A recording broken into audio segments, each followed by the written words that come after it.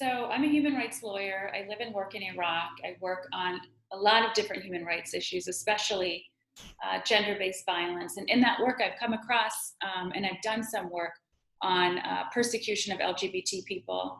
This is an incredibly difficult place to live if you're gay, if you're trans, if you're intersex, if you're anything but heterosexual. And so conforming to very sort of traditional tribal codes and behaviors is expected of everyone.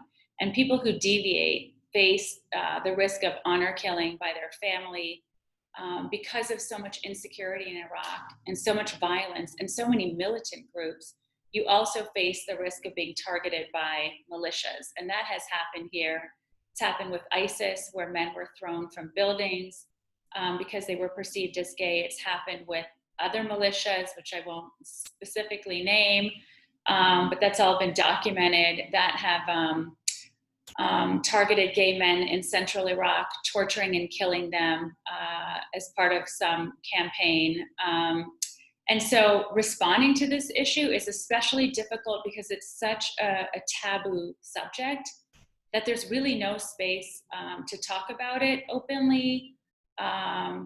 Unless you're talking to, you can really only talk to people who you trust, who work on human rights, who might be supportive, and try to start building some sort of dialogue about these issues. And there's been a little bit of movement. There are some NGOs that are starting to have those conversations, and it's quite new. So back in 2010, when these men were being targeted, we couldn't really talk about these issues publicly. Even today, I would not normally have these conversations inside this country unless it's with people I trust. So for the people who want to live a life as a gay person, as a trans person, they either need to get out of the country or they need to do it in a very sort of underground, secretive fashion. And in that case, and it does happen, but then they're really, they're really unstable and they're really at risks of being targeted by police or individuals who are sort of working as spies.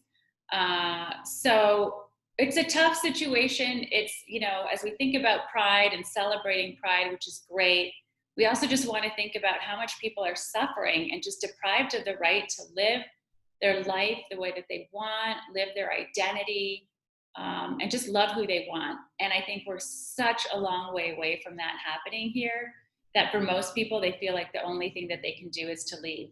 So let's just remember them as we celebrate Pride this year.